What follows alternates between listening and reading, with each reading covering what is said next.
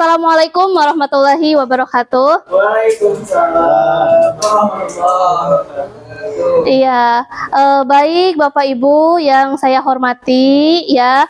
Hari ini akan membahas mengenai pengimbasan ya. Mohon maaf waktu istirahatnya diganggu ya Ibu, Bapak. Nah, baik di sini perkenalkan nama saya Neng Rindawati. CGP Angkatan 10 Kabupaten Sukabumi ya. Pembahasannya mengenai program penggerak budaya positif. Nah, di sini ada filosofi pendidikan nasional atau KHD ya, Ki Hajar Dewantoro. Nah, tujuan pendidikan adalah menuntun segala kodrat ada pada anak-anak agar mereka dapat mencapai keselamatan dan kebahagiaan setinggi-tingginya, baik sebagai manusia maupun sebagai masyarakat. Nah, jadi di sini KHD berfilosofi agar anak didik kita ini mencapai kebahagiaan yang setinggi-tingginya.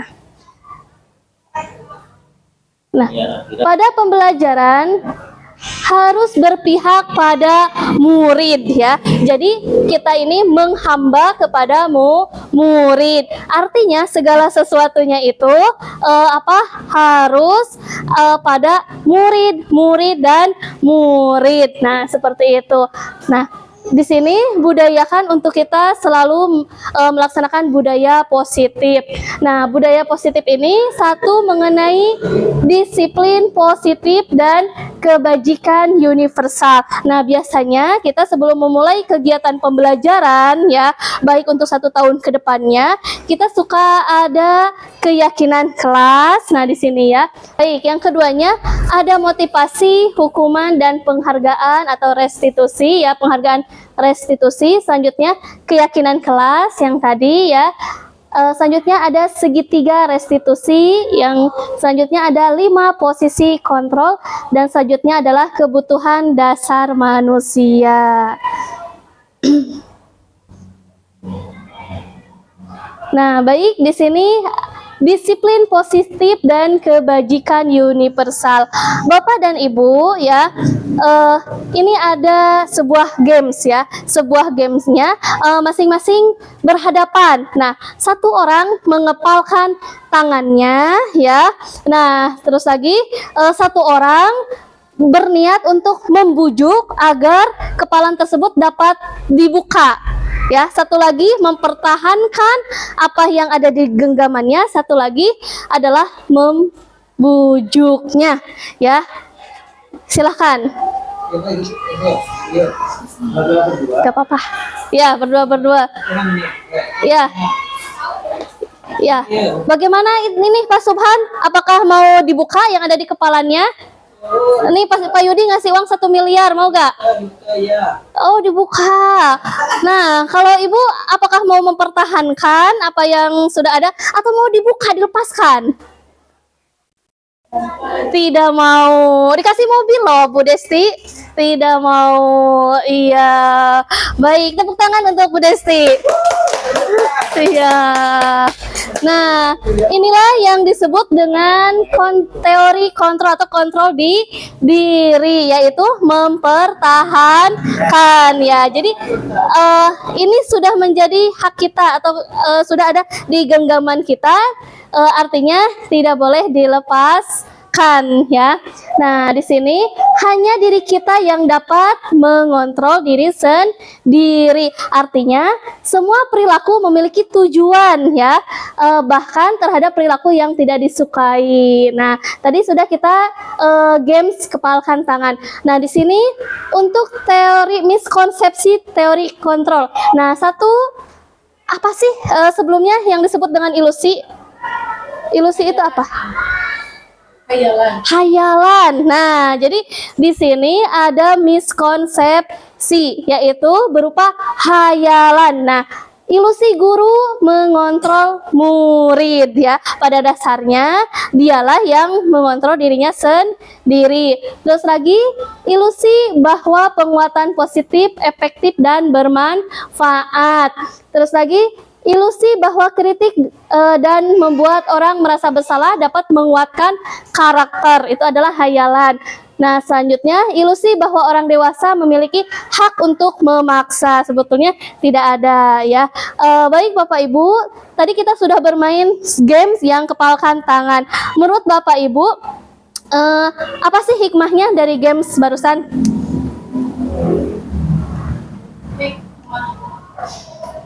Yang bisa kita ambil, seseorang bisa saja mempertahankan apa yang menjadi prinsipnya, atau mungkin bisa apa yang menjadi kehendak yang ada di teman sebelahnya, mungkin seperti itu. Iya, terima kasih Ibu Nurul sudah ini memaparkan ya apa yang disebut dengan manfaat barusan ya. Artinya kontrol positif ya. Selanjutnya di sini ada disiplin positif. Nah, kalau saja anak-anak bisa disiplin, pasti mereka akan bisa belajar ya. Kita mendengar kata disiplin, apa yang terbayang di benak kita? Nah, kira-kira disiplin itu apa? Mentaati peraturan. Mentaati peraturan. Apa lagi ya? Mengontrol. Iya betul ya, tanggung jawab ya, betul yang dikatakan Bu Desti, Bu Nurul dan juga Pak Yudi ya. Jadi ada tanggung jawab, mengontrol ya, terus lagi ke mentaati. Nah seperti itu. Nah disiplin artinya mematuhi atau patuh ya, aturan, tata tertib, hukuman, konsekuensi. Nah di sini hukuman sama konsekuensi apa sih perbedaannya? Berbeda. Coba apa perbedaannya, Bu? Kalau hukuman mah apa ya? Pokoknya intinya berbeda apa, Bu? Kalau hukuman itu, Kalau konsekuensi mah yang diberikan atau yang disepakati bersama. Kalau hukuman mah kita yang menentukan. Iya, jadi Iya, oh iya, dilakukan langsung ya. Berarti itu yang disebut dengan hukuman. Ya, sip ya. Luar biasa. Selanjutnya.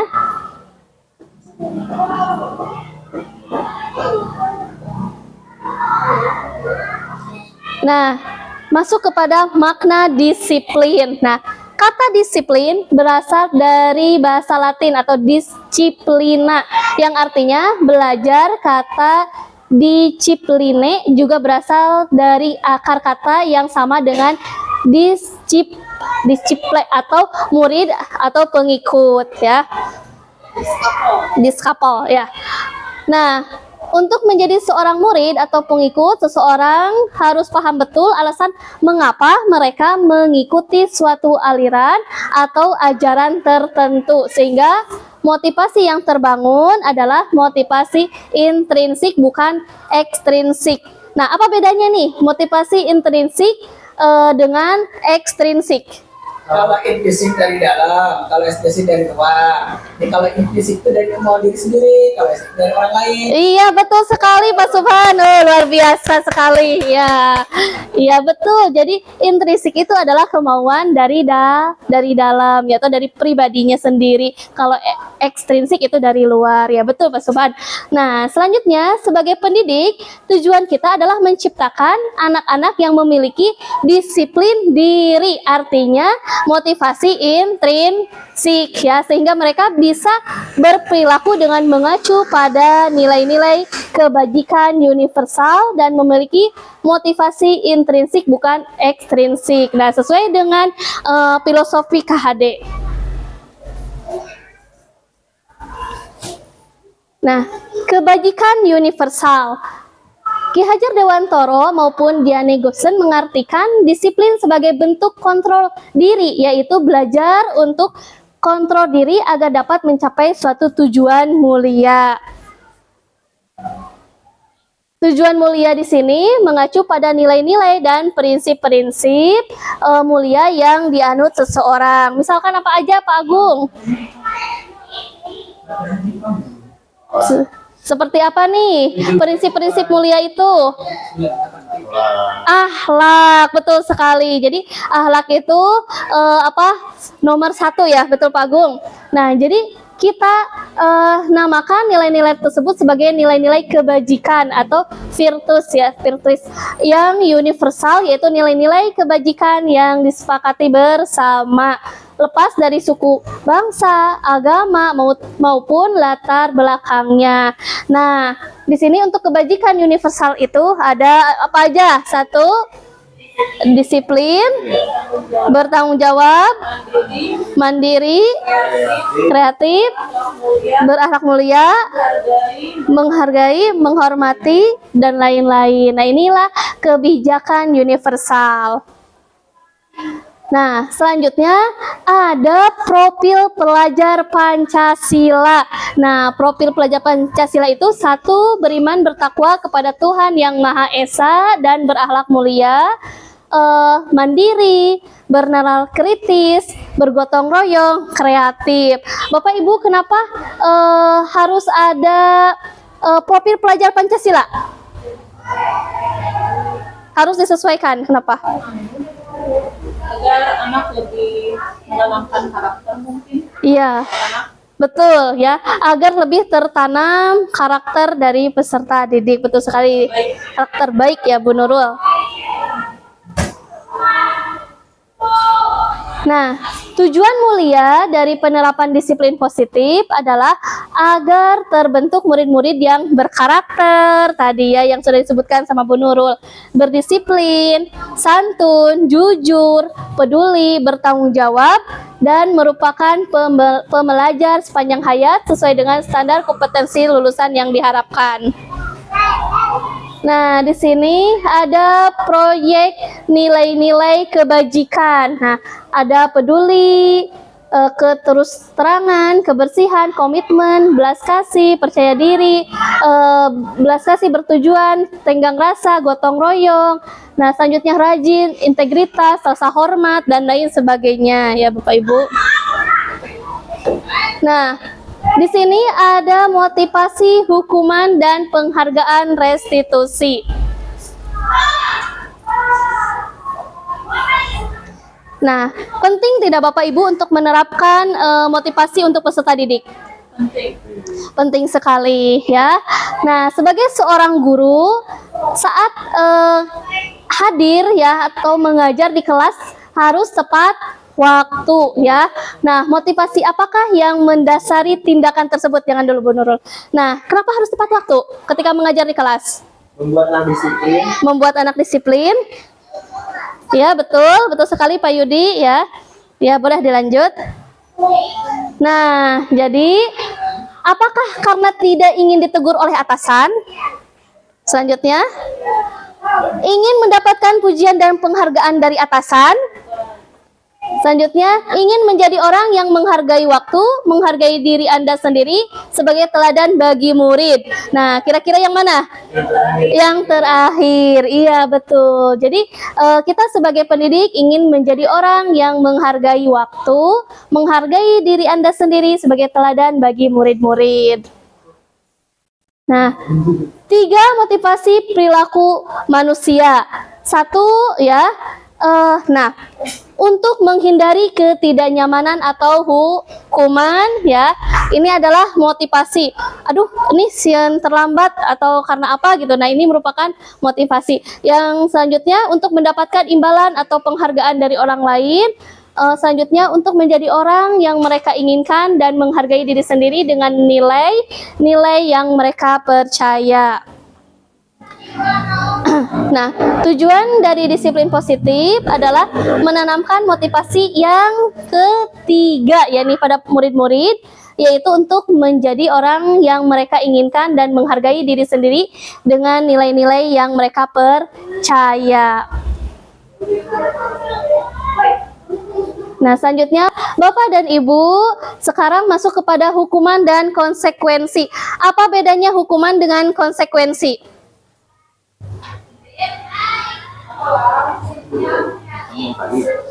Iya. Yang tadi apa? Hukuman? Konsekuensi sesuai dia, hukuman tindakannya. Iya. Sebab akibat ya. Kalau hukuman itu tadi Kesalahan yang dilakukan kemudian ditindak ya. dengan hukuman. Ya, disebut dengan hukuman. Ada sebab, ada akibatnya. Nah, kalau konsekuensi, Konsekuensi lebih ke perjanjian. ya lebih ke perjanjian ya yang sudah dibuat ya Pak Yudi. Ya, ya terima kasih Pak Yudi. Nah, di sini hukuman atau konsekuensi. Nah, di sini ada persoalan yang harus dijawab oleh Bapak dan Ibu ya. Tindakan guru di sini mencatat 100 kali di dalam buku kalimat, saya tidak akan terlambat lagi karena terlambat ke sekolah. Nah, kira-kira ini masuknya kepada hukuman atau konsekuensi? Konsekuensi. Ya, konsekuensi ya. Selanjutnya yang kedua, lari mengelilingi lapangan basket 2 kali karena terlambat hadir di sekolah. Hukuman, ya betul. Selanjutnya yang ketiga, membersihkan coretan yang dibuatnya di meja tulis. Konsekuensi ya. Selanjutnya, murid diminta untuk push up 15 kali karena tidak menggunakan masker di sekolah. Betul, hukuman. Selanjutnya, menggantikan kertas tugas teman yang telah dicoret-coret. Konsekuensi. Nah, selanjutnya berjemur di lapangan basket pukul 12 siang karena mengobrol dengan teman. Hukuman karunyanya dipanaskan. Nah, jadi hukuman ini bersifat tidak terencana, artinya tiba-tiba ya. Bersifat satu arah dari guru dan murid, hanya menerima tanpa diberitahu sebelumnya, tanpa kesepakatan. Selanjutnya berupa fisik maupun psikis ya. Nah, untuk konsekuensi ini bersifatnya terencana, tersepakati. Jadi sebelum adanya pelanggaran ya, sebelumnya itu dimusyawarahkan dulu dengan peserta didik. Terus lagi umumnya dibuat oleh guru atau sekolah. Murid menerima jika melanggar, umumnya berdasarkan data terukur ya. Nah, selanjutnya penghargaan ya. Penghargaan itu apa ya Bapak Ibu? Reward ya, betul sekali Bu Desti. Penghargaan itu adalah reward. Nah, ada kalimat dihukum oleh penghargaan. Apa itu Bapak Ibu? Dihukum oleh penghargaan. Dihukum oleh penghargaan. Iya, dihukum oleh penghargaan. Seperti apa ya? Iya. Gimana dihukum oleh penghargaan? Yang bersifat amalan mungkin bagi dia, jadi misalkan disuruh bersih-bersih, tapi dia juga dapat amal ibadah, dapat pahala bersih gitu. Dapat pahala bersih. Ada lagi? Ya, bisa ya. Dikasih iming-iming. Ya, betul Bu Desti ya. Jadi misalkan, nak, kamu bersihkan kelas ini, nanti dikasih uang sama Bapak. Nah, seperti atau belajar misalkan, nanti ulangan kalau yang dapat nilai 100 dikasih hadiah misalkan. Nah, ya, itu merupakan dihukum oleh penghargaan ya. Jadi pengaruhnya itu jangka pendek dan jangka panjang. Nah, penghargaan tidak efektif. Terus lagi, penghargaan itu merusak hubungan. Terus lagi, penghargaan itu menurunkan kualitas. Penghargaan mematikan kreativitas.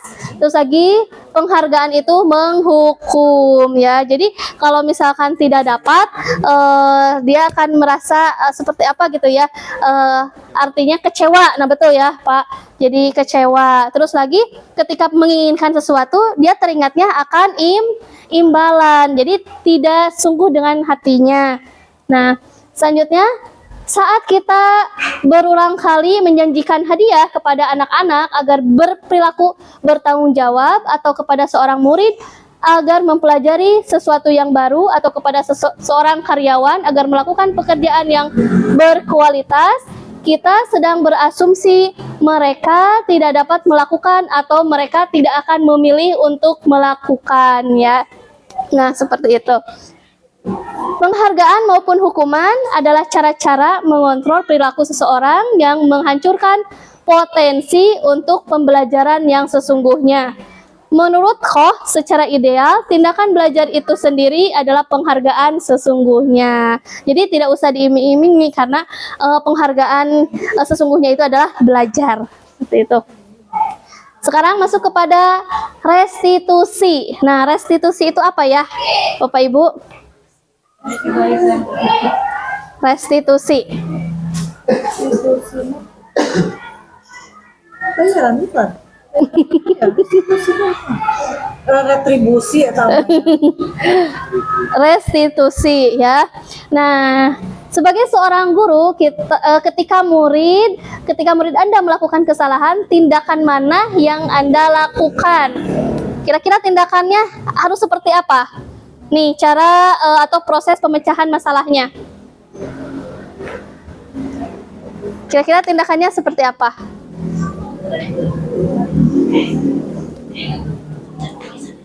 Siap. Seperti apa kira-kira? Pendidik harus apa? Memperbaiki kesalahan mereka. Harus memperbaiki kesalahan mereka, betul ya Pak Yudi? Ya, solusinya seperti apa? Nah, bagus sekali Pak Yudi ya. Nah, jadi menunjukkan kesalahan dan memintanya melihat kesalahan baik-baik ya. Terus lagi mengatakan kamu seharusnya tahu bagaimana kamu seharusnya bertindak. Mengingatkan murid Anda agar kesalahannya yang sama di waktu sebelumnya. Terus lagi bertanya padanya, kenapa kamu melakukan sesuatu yang seharusnya tidak kamu lakukan? Terus lagi mengkritik dan mendiamkannya. Nah, kalau Anda melakukan tindakan-tindakan di atas, nah atau yang sudah dibacakan barusan, mungkin Anda akan membuat murid Anda merasa menjadi anak yang gagal, ya. Nah, jadi di sini restitusi adalah proses menciptakan kondisi bagi murid untuk memperbaiki kesalahan mereka yang tadi disampaikan sama Pak Yudi, sehingga mereka bisa kembali pada kelompok mereka dengan karakter yang lebih kuat.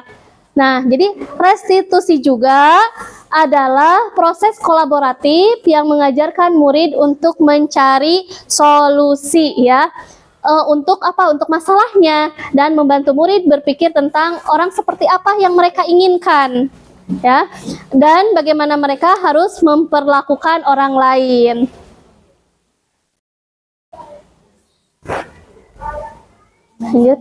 Nah, jadi restitusi ini bukan untuk menebus kesalahan, namun untuk belajar dari kesalahan. Terus lagi, restitusi ini memperbaiki hubungan. Restitusi adalah tawaran, bukan paksaan. Restitusi menuntun untuk melihat ke dalam diri. Restitusi mencari kebutuhan dasar yang mendasari tindakan. Restitusi fokus pada solusi. Restitusi mengembalikan murid yang berbuat salah pada kelompoknya. Jadi seperti itu ya untuk restitusi. Nah, keyakinan kelas. Mengenai keyakinan kelas, Bapak dan Ibu, seperti apakah keyakinan kelas itu? Iya, kesepakatan yang dibuat bersama ya di dalam satu kelas ya, betul sekali Bu Desti ya. Bu Rima juga tadi kesepakatan ya, kesepakatan bersama. Nah, mengapa keyakinan kelas ya? Mengapa tidak pengaturan kelas saja? Kenapa?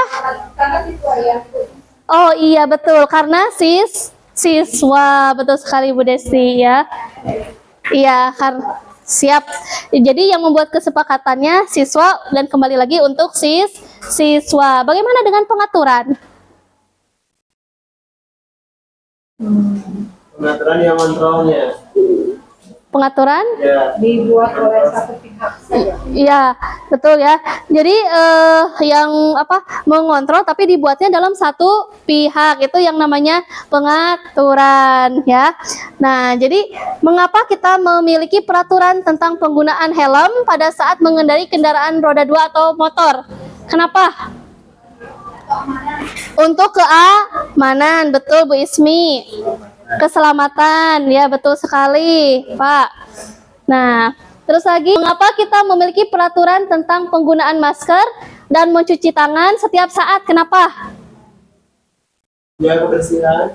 Menjaga kebersihan, terus lagi kesehatan, betul Bu Rima. Ya, jadi kebersihan, kesehatan ya. Selanjutnya Bapak di sini, Bapak Ibu ada peraturan, ada juga nilai kebajikan yang dituju. Nah, kembalikan barang kepada tempatnya. Kira-kira ini nilai kebajikannya apa? Nilai kebajikannya adalah ya. Nah, diklik Bu Nur. Nah, nilai kebajikannya adalah bertanggung jawab. Jadi ketika membawa atau menyimpan kembali harus pada tempatnya. Selanjutnya, dilarang mengganggu orang lain. Nilai kebajikannya apa? Disiplin. Ya.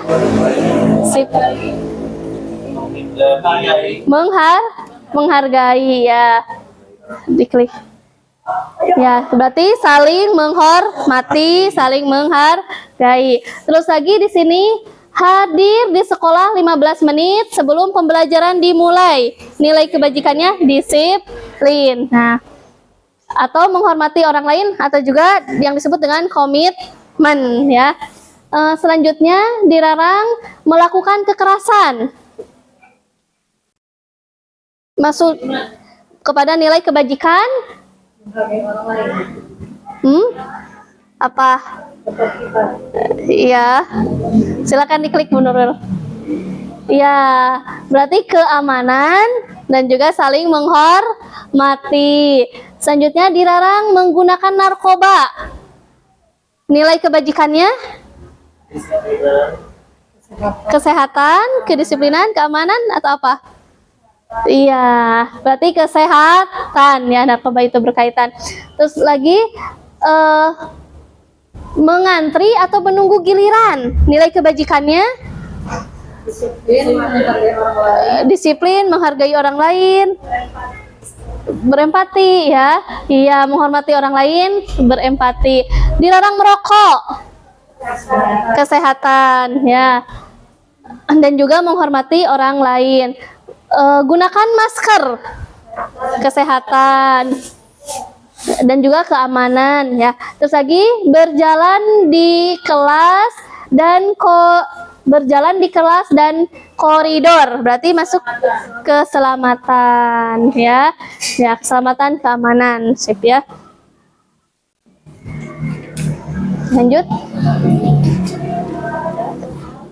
Ya, baik. Di sini ada contoh keyakinan kelas, Bapak Ibu yang sudah diterapkan. Di sini keyakinan kelas 8, setiap anggota kelas perlu belajar, setiap anggota kelas perlu senang, setiap anggota kelas perlu melakukan tugas, setiap anggota kelas perlu saling menghargai, setiap anggota kelas perlu merasa aman ya.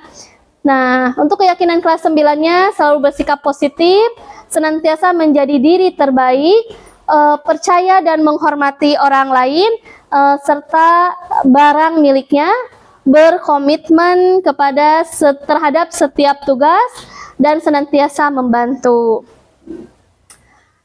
Seseorang akan lebih tergerak dan bersemangat untuk menjalankan keyakinannya daripada hanya sekedar mengikuti serangkaian peraturan tertulis tanpa makna ya. Jadi murid-murid pun demikian, mereka perlu mendengarkan dan memahami arti sesungguhnya tentang peraturan-peraturan yang diberikan. Apa nilai-nilai kebajikan di balik peraturan tersebut, apa tujuan utamanya, dan menjadi tidak tertarik atau takut sehingga hanya sekedar mengikuti serangkaian peraturan-peraturan yang mengatur mereka tanpa memahami tujuan mulianya. Nah, di sini ada kebutuhan dasar manusia. Nah, kira-kira kebutuhan dasar kita itu apa aja ya Bapak Ibu? Kebutuhan dasar kita. Makan ya. Berarti makan masuk kepada bertahan hidup ya. Iya. Pendidikan, kesehatan, betul ya. Keamanan, kasih sayang, betul nggak? Iya, nah jadi di sini seluruh tindakan manusia memiliki tujuan tertentu. Semua yang kita lakukan adalah usaha terbaik kita untuk mendapatkan apa yang kita inginkan. Ketika kita mendapatkan apa yang kita inginkan, sebetulnya saat itu kita sedang memenuhi satu atau lebih dari suatu kebutuhan dasar kita.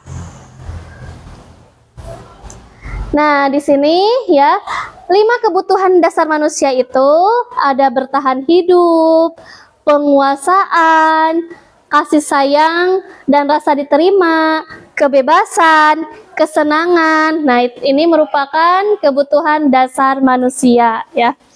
Selanjutnya ada 5 posisi kontrol. Nah, di sini ada penghukum, ada teman, ada penghukum, pembuat merasa bersalah, teman, pemantau, dan yang terakhir adalah manajer. Nah, kalau penghukum itu seperti apa ya Bapak Ibu? Selalu memberi hukuman. Nah, kalau kepada peserta didik, bagus tidak untuk diterapkan? Tidak bagus ya, atau kurang tepat. Diberikannya secara sepihak ya, jadi tidak diberitahu dulu sebelumnya. Nah, diklik Bu Nurul. Nah, jadi seorang penghukum bisa menggunakan hukuman fisik maupun verbal ya. Orang-orang yang menjalankan posisi penghukum senantiasa mengatakan bahwa sekolah memerlukan sistem atau alat yang dapat lebih menekan murid-murid lebih dalam lagi. Guru-guru yang menerapkan posisi penghukum akan berkata, patuhi aturan saya. Nah, itu adalah penghukum ya. Awas ya, kamu selalu saja salah. Pasti selalu saja yang terakhir selesai. Nah, itu adalah penghukum. Guru yang berkata demikian adalah seorang penghukum. Nah, guru seperti ini senantiasa percaya hanya ada satu cara agar pembelajaran bisa berhasil, yaitu cara dia. Jadi tidak mau mendengarkan yang lain atau tidak mau mendengarkan peserta didik ya. Jadi langsung menjudge seperti itu ya. Selanjutnya, pembuat rasa bersalah. Kira-kira seperti apa nih pembuat rasa bersalah? Membuat mereka sadar diri bahwa menyadari Menyadari akan kesalahannya. akan kesalahannya. Terus pembuat rasa bersalah. membuat Ya, jadi murid itu merasa bersalah gitu. Pembuat rasa bersalah. Ya, secara terus menerus ya. Jadi terus-terusan. Nah, boleh dibuka Bu Nurul. Nah, jadi pada posisi ini biasanya guru akan bersuara lebih lembut ya. Jadi lembut sekali. Nah, pembuat rasa bersalah akan menggunakan keheningan yang membuat orang lain merasa tidak nyaman ya. Tidak nyaman, terus lagi bersalah atau rendah diri. Nah, kata-kata yang keluar dengan lembut akan seperti, Ibu sangat kecewa sekali dengan kamu. Gimana coba kalau orang tua kamu tahu kamu berbuat begini? Nah, itu lebih lembut lagi ya. Nah, di posisi ini murid akan memiliki penilaian diri yang buruk tentang dirinya sendiri atau diri mereka. Murid merasa tidak berharga dan telah mengecewakan orang-orang disayanginya ya. Jadi dengan perkataan demikian murid itu rendah diri gitu ya, tidak percaya atas kemampuan dirinya ya. Selanjutnya ada teman. Nah, guru itu sebagai teman, kira-kira seperti apa? Menggunakan teman. Tempat curhat ya. Terus lagi Berbicara dengan bahasa teman. berbicara dengan bahasa teman, betul ya. Iya. Nah, jadi berbicaranya itu dengan bahasa teman ya. Nah, jadi guru di posisi ini apa namanya tuh seperti misalkan, ayo cepat kerjakan. Nanti kalau tidak dikerjakan, ibu ditegur sama kepala sekolah misalkan. Nah, itu bahasanya bahasa seperti dengan teman. Nah, anak akan menggantungkan dirinya itu kepada satu orang guru dan tidak akan mau mendengarkan guru yang lain. Nah, seperti itu ya. Nah, jadi tetap akan bergantung di satu guru. Nah, selanjutnya ada pemantau. Nah, guru ini pemantau. Kira-kira seperti apa pemantau? Mengawasi. Mengawasi. Terus lagi? Memperhatikan. Ya, betul, memperhatikan. Mengawasi, betul ya Bu Windy, Pak Yudi ya. Nah, jadi di sini posisinya memantau berdasarkan pada peraturan. Nah, peraturan dan konsekuensi dengan menggunakan sanksi atau konsekuensi, kita dapat memisahkan hubungan pribadi kita dengan murid. Sebagai seorang yang menjalankan posisi pemantau, pertanyaan yang diajukan seorang pemantau, misalkan, peraturannya apa? Apa yang telah kamu lakukan? Terus lagi, sanksi atau konsekuensinya apa? Nah, ini adalah pemantau. Biasanya pemantau ini menghitung anak ini sesuai dengan kesalahan yang telah dilakukannya. Nah, seperti itu ya. Kira-kira efektif tidak memantau? Kurang efektif, iya betul ya, kurang efektif. Selanjutnya manajer, guru ini sebagai manajer. Apa ini sebagai manajer? Seperti apa kira-kira? Mengorganisir, betul sekali Bu Windy. Terus lagi?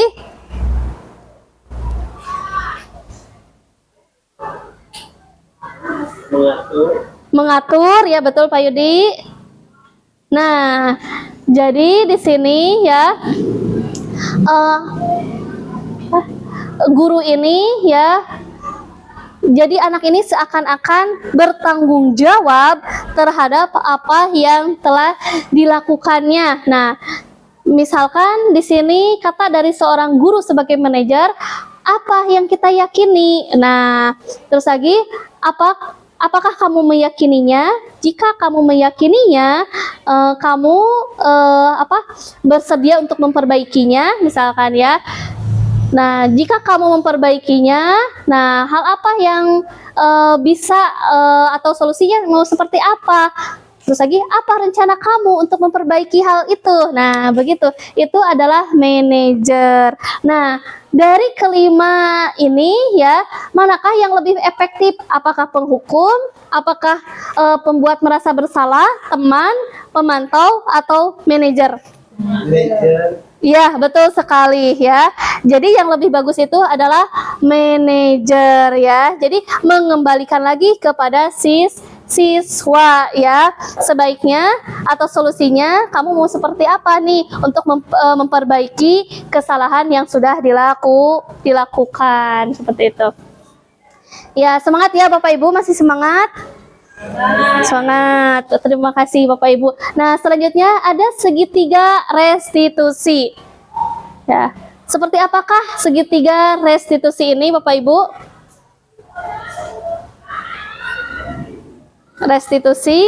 Nah, di sini ada langkah, ada juga teori kontrol. Nah, jadi langkahnya itu ya untuk segitiga restitusi, menstabilkan identitas, terus lagi validasi tindakan yang salah, menanyakan keyakinan. Nah, untuk teori kontrolnya di sini kita semua akan melakukan hal terbaik yang bisa kita lakukan. Semua perilaku memiliki alasan. Terus lagi di sini ada menanyakan keyakinan. Jadi kita semua memiliki motivasi internal.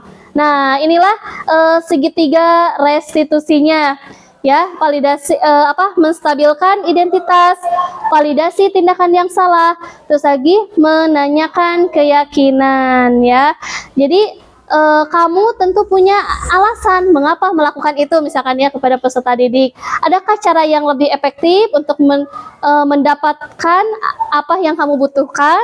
Terus lagi, setiap orang pasti pernah melakukan kesalahan. Kamu bukan satu-satunya yang pernah melakukan ini. Kamu ingin menjadi orang seperti apa? Keyakinan kelas apa yang telah kita sepakati? Nah, inilah yang disebut dengan segitiga restitusi. Selanjutnya, Bu. Nah, jadi segitiga atau ketiga strategi tersebut dipresentasikan dalam 3 sisi segitiga restitusi. Nah, ada langkah-langkahnya. Kita harus dilakukan, tidak harus dilakukan satu persatu secara kaku. Banyak guru yang sudah menggunakannya dalam berbagai versi menurut gaya mereka masing-masing, bahkan tanpa mengetahui tentang teori restitusi. Jadi untuk langkah-langkahnya bisa kita dari awal misalkan sampai dengan akhir atau apapun itu ya. Yang penting semuanya guru pasti sudah pernah melakukannya. Nah, lanjut, Bu. Ya, terusnya. Ya, baik Bapak Ibu, demikian ya atas ya demikian apa yang saya dapat paparkan ya. Mudah-mudahan bermanfaat untuk Bapak dan Ibu. Kurang lebihnya saya mohon maaf. Terima kasih. Wassalamualaikum warahmatullahi wabarakatuh.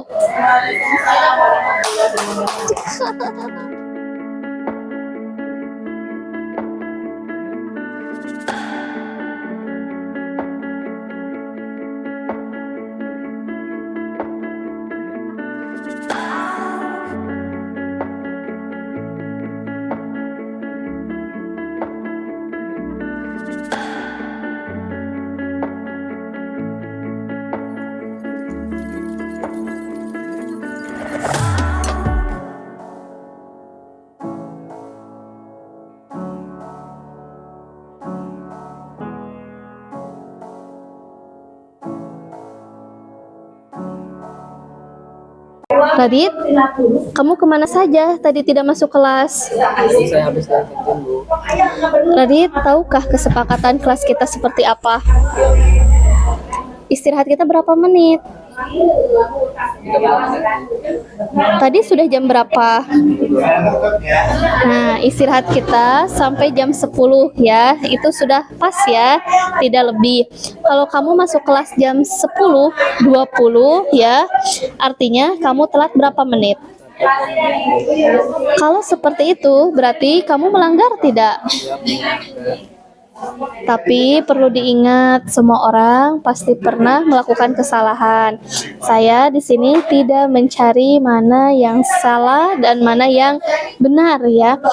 Dan perlu diingat, semua permasalahan itu pasti ada jalan keluarnya. Sekarang Ibu tanya, alasan kamu telat itu kenapa?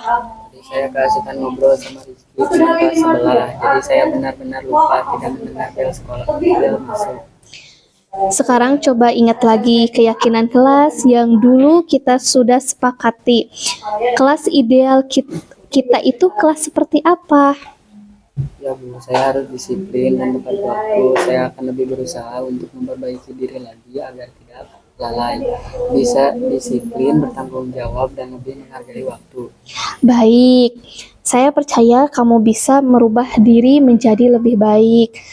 Artinya lebih baik lagi, lebih disiplin, bertanggung jawab, dan menghargai waktu. Terima kasih Bu atas nasihatnya. Iya, sama-sama.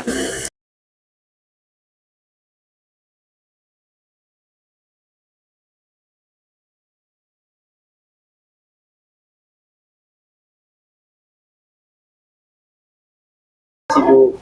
Ya, silakan duduk. Maaf Bu, ada apa ya Ibu manggil saya? Begini, tadi Ibu tidak sengaja melihat Apip melempar sampah sembarangan, padahal di depan kamu ada tempat sampah yang telah disediakan. Iya Bu, saya bersalah. Ya, tidak apa-apa. Setiap orang pasti pernah berbuat salah. Tapi di sini saya tidak ingin atau tidak mencari apa yang benar dan siapa yang salah. Apip, alasan kamu apa sehingga membuang sampah sembarangan? Padahal di depan kamu ada tempat sampah. Maaf Bu, saya sedang malas buang sampah di tempat sampah. Apip, coba ingat-ingat lagi keyakinan sekolah kita, aturan sekolah kita. Sekolah kita itu sangat peduli sekali dengan lingkungan. Sekolah yang peduli akan kebersihan. Betapa tidak eloknya jika kamu membuang sampah sembarangan seenaknya sendiri, padahal di situ sudah disediakan tempat sampah. Iya Bu, saya minta maaf atas kesalahan saya. Sekarang ibu tanya, Apip mau jadi orang sukses gak? Mau jadi orang yang bermanfaat gak? Mau Bu.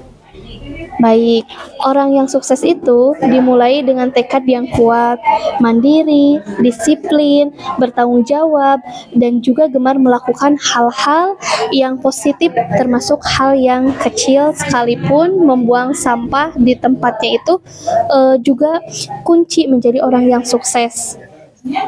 Iya Bu, saya akan berusaha menjadi lebih baik lagi dan saya tidak akan mengulangi kesalahan ini lagi. Dan saya ingin menjadi orang sukses.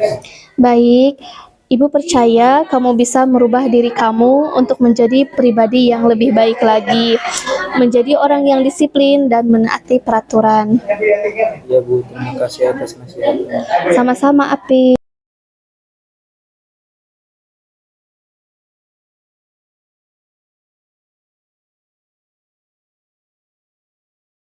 Baik ya. Assalamualaikum warahmatullahi wabarakatuh.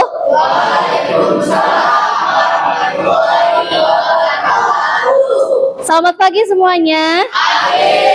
Iya, alhamdulillah ya, ceria ya di pagi yang cerah ini. Bagaimana kabarnya? Alhamdulillah baik. Iya, masya Allah, alhamdulillah sekali ya. Baik, Ananda, untuk hari ini kita tidak dilanjutkan ke materi terlebih dahulu ya, karena kita akan membuat keyakinan kelas ya. Nah, apa itu keyakinan kelas? Seperti?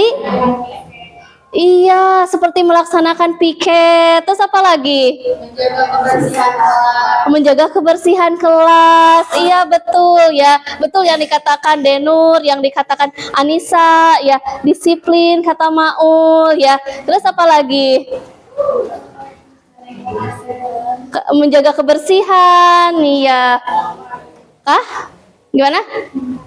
Menghargai, iya. Nah, itu adalah keyakinan kelas ya. Jadi keyakinan kelas ini dibuatnya sama siapa? Sama kita bersama. Tujuannya untuk apa? Tujuannya untuk apa? Agar menjadi budaya positif, iya, disiplin ya. Nah, ada yang namanya peraturan, ada yang namanya keyakinan kelas. Apa bedanya peraturan dan keyakinan kelas? Kalau peraturan dibuat satu atau dua orang, berarti kalau keyakinan dibikin bersama. Iya, dibikin bersama untuk kita bersama. Tepuk tangan. Iya, luar biasa ya. Berarti ini Ananda Septi ya, Anissa ya, sudah memahami apa yang dimaksud dengan keyakinan kelas ya. Nah, di sini ada peraturan nih. Contohnya seperti pengendara motor diwajibkan memakai helm ya. Nah, tujuannya ini untuk apa nih? Menjaga keselamatan. Iya. Terus lagi misalkan peserta didik diwajibkan memakai masker ketika ada pandemi. Nah, tujuannya apa? Menjaga kesehatan ya. Terus lagi harus cuci tangan dengan bersih. Menjaga kebersihan agar terhindar dari penyakit. Nah, budaya-budaya positif ini tentunya harus diterapkan dengan baik. Salah satunya dimulai dengan membuat keyakinan kelas ya. Saya yakin dengan melakukan ini maka akan terciptanya kesehatan ya, keselamatan, kebahagiaan. Iya. Dirasa anak-anak ini sudah memahami dengan baik ya. Nah, Ibu akan membagikan kertas. Nah, kertas ini adalah kertas yang ditempel nanti di papan tulis ya. Silakan membuat keyakinan ya, membuat keyakinan apa aja yang harus dilaksanakan di kelas ini ya. Nah, silakan boleh dibantu sama 1, 2 orang, 3 orang. Kita akan merumuskan keyakinan kelas kita ya. Ya.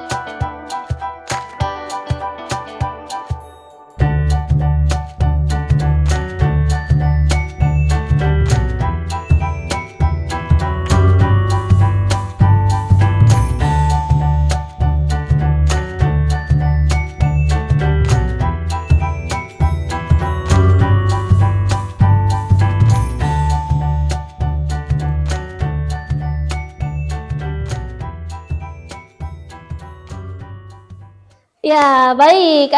Anak-anak sudah semuanya menuliskannya? Sudah ya. Silakan barisan ini terlebih dahulu untuk menempelkan di papan tulis. Sebelah sini.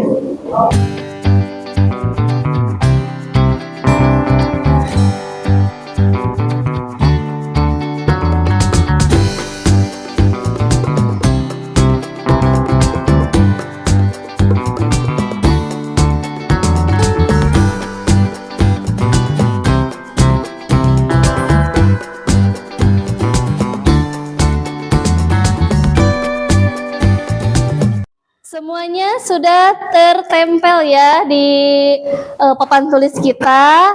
Nah, silakan untuk 1 orang, Denur boleh ke depan untuk membantu Ibu.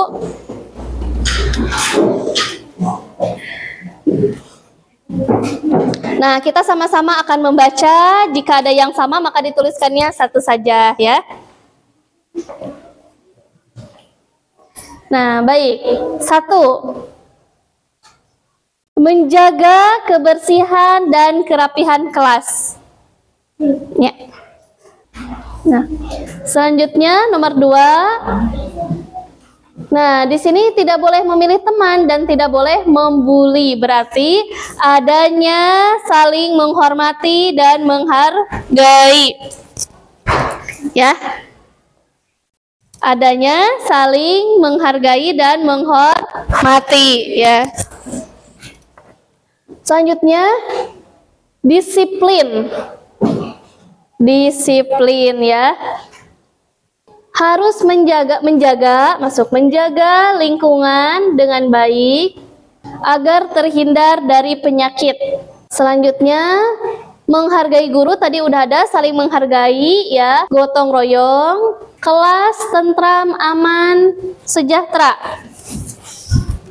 Membuang sampah pada tempatnya.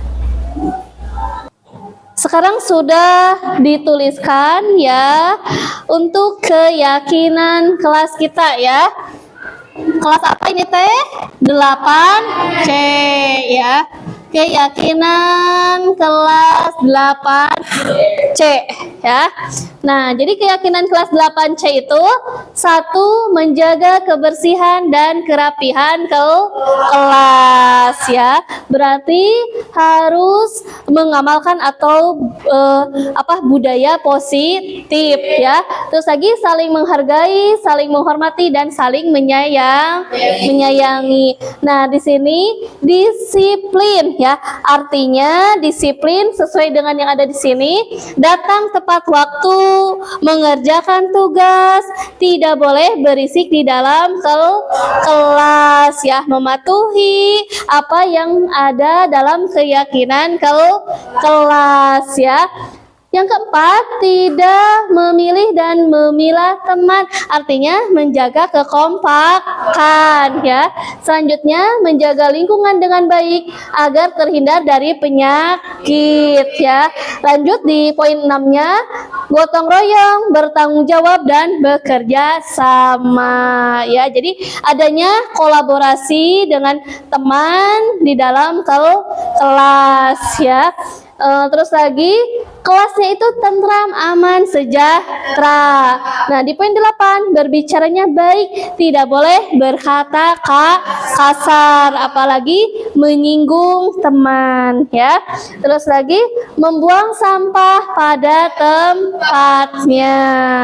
Iya, bisa ini juga sama dengan poin 1, tetapi gak apa-apa ya.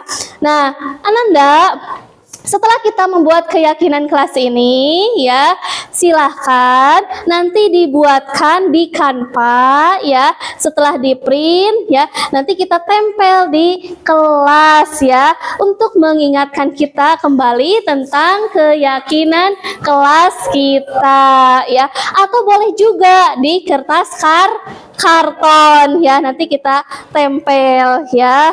Boleh dihias semenarik mungkin ya, begitu ya. Jadi ingat ya, ini adalah keyakinan kelas kita yang harus kita laksanakan atau budayakan secara positif ya. Kita yang membuat, berarti kita yang melaksanakan dengan baik ya. Seperti itu ya. Bisa dipahami? Bisa. Ibu ucapkan terima kasih dan tepuk tangan buat kita semua. Ya, luar biasa keyakinan kelas yang bagus ya. Semoga ya budaya kita juga ya, budaya positif kita dilaksanakan dengan sebaik mungkin ya. Ya, baik ya. Terima kasih. Wassalamualaikum warahmatullahi wabarakatuh. Waalaikumsalam warahmatullahi wabarakatuh. Assalamualaikum warahmatullahi wabarakatuh. Perkenalkan, nama saya Denursi Septiningrat dari kelas 8C. Selain pembimbing Ikram, Bu Neng Rindawati juga sebagai wali kelas saya. Saya senang keyakinan kelas dapat diterapkan sebagai salah satu cara dalam membangun budaya positif. Keyakinan kelas tentunya sangat berpihak kepada saya dan teman-teman saya di kelas, karena dapat menumbuhkan kemandirian, kedisiplinan, tanggung jawab, kerjasama, gotong royong, sehingga segala aktivitas di kelas dapat berjalan dengan baik. Terima kasih. Wassalamualaikum warahmatullahi wabarakatuh. Assalamualaikum warahmatullahi wabarakatuh. Saya Windy Nanda Utami sebagai wakil kepala sekolah bidang kurikulum SMP Negeri 1 Jampangkauan.